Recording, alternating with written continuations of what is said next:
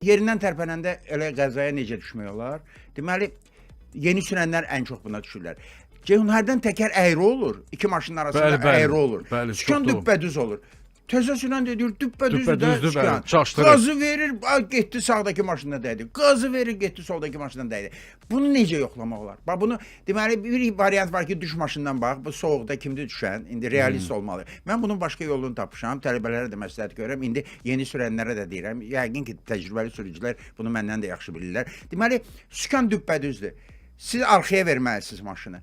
Çox yox. Bircə santimetr qazsız ayaq tormuzda ola arxaya verin. Əgər maşın təkərlər əyridirsə, o dəqiqə görsənəcək ki, bax birinci məsləhətim budur, təhlükəsizlik yerindən tərpənəndə başlayır.